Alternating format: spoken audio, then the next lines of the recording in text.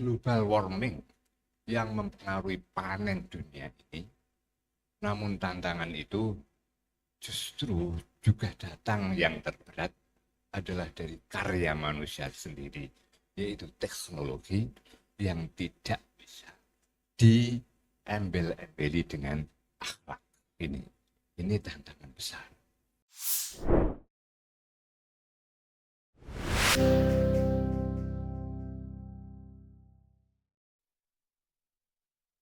Assalamualaikum warahmatullahi wabarakatuh.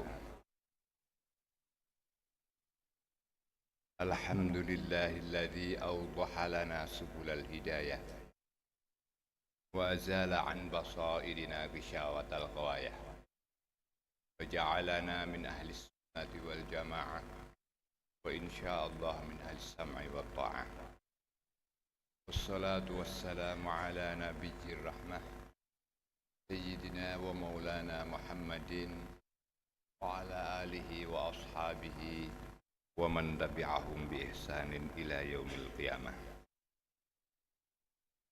Ulul muhtaramin wa bil akhas bi dzikri Romo Ki Haj Aniq Muhammadun sebagai Tasyar PBNU Jawa Tengah juga sebagai Rais PBNU.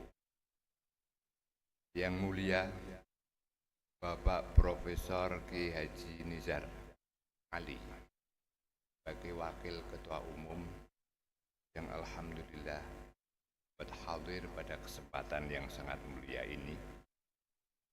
Tidak lupa pada founder Universitas Wahid Hasyim yang diawali dengan kerja keras di kantor PBNU Jawa Tengah dengan makan nasi sego kucing. Prof. Nur Muhammad Kiai Haji tentu yang telah memajukan dengan seluruh sahabat-sahabat sehingga dalam masa yang singkat tidak dapat menyamai perguruan tinggi yang lain. Sahabat saya yang sekaligus rektor, Prof. Muzakir Ali, yang sangat gigih sekali dalam keadaan suasana apapun, masuk mencari hutang juga. Jajaran Suriah PBNU, Romo Ki Hamid, Romo Ki Masum, dan Romo-Romo Ki lain, jajaran Katib, Mitra dan Tanfidiyah sebagai pelaksana dari program-program yang ada di wilayah NU, itu Saudara Farrozin. Saya panggil Gus saja, saya lebih energik. Kalau Kiai tidak boleh salah, kalau Gus masih salah. Para pengurus PCNU Tengah Syur dan Kautan Pidiatan yang mengawali khutbah iftitah ini tidak dengan bahasa Arab. Sebab kalau bahasa Arab nanti panjenengan harus membaah lagi. Yang pertama, ketika kita akan membangun, ketika akan menghidupkan, ketika akan menahbahkan masyarakat ini, berkhidmah kepada masyarakat, maka kita harus tahu maudhu masyarakat itu kayak apa, masyarakat NU itu kayak apa. Maka sebagaimana yang telah kami catat dari kepengurusan yang telah lewat, kita telah 5 juta maudhuin di gambarannya dari sisi pendidikan. 5 juta sekian itu yang lulus di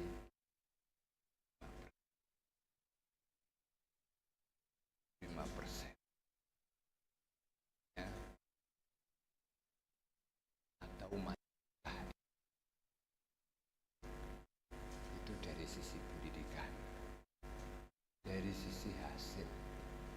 sehari-hari atau bulanan. Tidak ada yang mencatat rata-rata lebih dari 2 juta rupiah kecuali warga Nahdliyin Kudus. Kalau warga Nahdliyin Kudus itu tidak ada yang mencatat penghasilan 1 bulan 1 juta, tidak ada. Semuanya 2 juta ke atas. Itu gambarannya kayak demikian. Oleh karena itu ini merupakan suatu tantangan yang berat sekali. Apalagi dengan berkembangnya zaman ini, juga berkembang kebutuhan-kebutuhan, juga berkembang pula kebutuhan-kebutuhan primer sebagaimana kesehatan. Maka dengan perkembangan penyakit dan keadaan kesehatan masyarakat belum kita imbangi dengan jumlah tenaga ahli yang kita miliki. Universitas Wahid Hasim baru bisa menerima 120 mahasiswa kedokteran. Artinya kita belum memenuhi fardhu kifayah. Kita belum memenuhi fardhu kifayah. Kifayahnya rasionya 1:800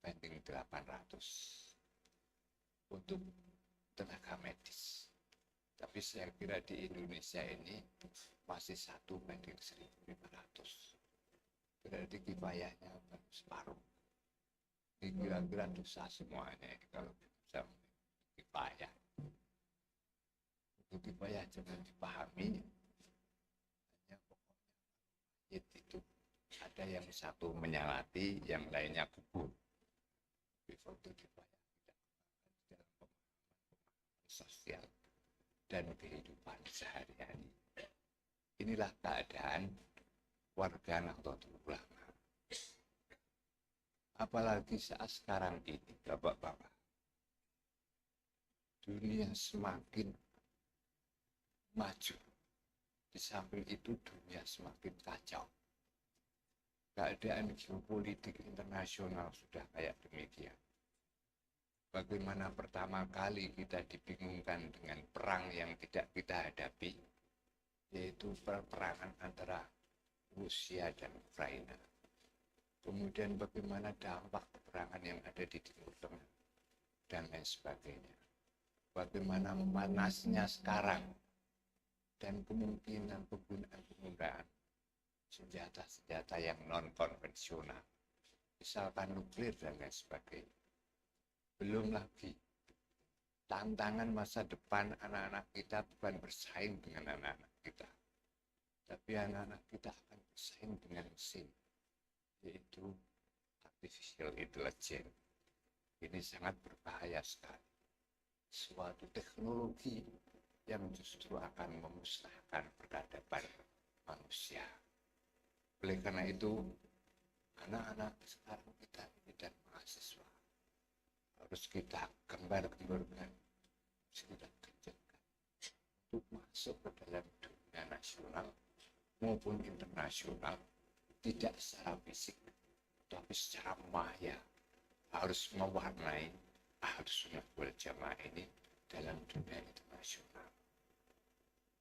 Saya pernah mempraktekkan dalam suatu misalkan dalam suatu kitab, misalkan kitabnya Muhyiddin Ibnul Arabi, ketika beliau bagaimana menggambarkan gurunya itu, bagaimana dia di dalam syair-syairnya itu menjadikan wanita sebagai sarana untuk memahami keindahan Tuhan. Maka saya perintah di artificial intelligence itu untuk menggambarkan wanita sebagaimana yang digambarkan oleh Ibnul Arabi di dalam kitab-kitabnya. Maka disitu akan apa? Apalagi nanti kalau setelah Instagram atau hologram itu maju.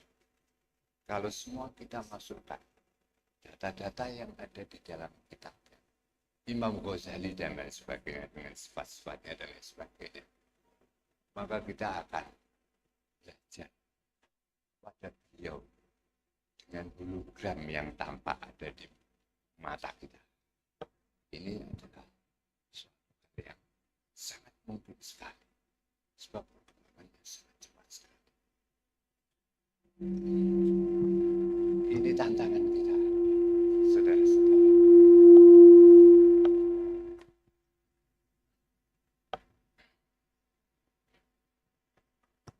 Kita tidak bisa menutup mata. Dulu, 4 bulan yang lalu, saya bertanya kepada artificial intelligence, 9,9 dengan 9,11 lebih besar mana? Dia menjawab lebih besar 9,11. Artinya itu suatu kesalahan. Tapi saat sekarang ini, dia sudah menjawab dengan benar 9,9 itu lebih besar daripada 9,11. Artinya bahwa tantangan kita yang akan datang itu tidak hanya manusia saja, tidak hanya dekadensi moral saja, tidak hanya bagaimana kita melihat kenyataan survei yang dilakukan oleh Kompas dan lain sebagainya, bagaimana tentang ketahanan pakan dan politik yang kita sudah impor demikian besarnya beras. Bagaimana global warming yang mempengaruhi panen dunia ini. Namun tantangan itu justru juga datang yang terberat adalah dari karya manusia sendiri, yaitu teknologi yang tidak bisa diembel-embeli dengan akhlak ini. Ini tantangan besar. Oleh karena itu, perguruan tinggi dan sekolah-sekolah yang ada di lingkup Nahdlatul Ulama, maka saya sangat bahagia apabila menekankan dengan akhlak-akhlak pondok pesantren dan kekayaan yang ada. Yang terakhir, bapak-bapak dan seluruh pengurus PC serta pengurus lembaga yang ada, bahwa panjenengan dan kita ini telah ditempatkan di makom yang mulia oleh Allah Subhanahu wa Ta'ala, di mana al-ulama warasatul anbiya. Al-ulama dalam suatu kitabnya Imam Ali radhiyallahu anhu bukanlah hanya memberikan penyuluhan tentang keagamaan, tapi ulama itu bertanggung jawab dari segala aspek kehidupan umat ini. Al-ulama warasatul anbiya. Kita sebagai waris Nabi, maka kita didudukkan saat ini pada maqam risalah. Maka maqam risalah ini adalah maqam yang sangat mulia. Jangan sampai kita mengkhianati maqam tersebut. Jangan sampai kita mengabaikan tugas-tugas yang ada maqam tersebut. Insya Allah dengan ikhlasan, mukhlisan lillahi ta'ala, kalau kita bisa berkhidmah dengan sebaik-baiknya di Jamiah Nahdlatul Ulama, otomatis Allah akan mengangkat derajat kita di sisinya. Amin Allahumma. Akhirul kalam, wallahu yuzaki amalana wa ya'alullah an su'ihi wa ayyuni lallah, wallahu muwafiq ila aqwamit tariq. Assalamualaikum warahmatullahi wabarakatuh.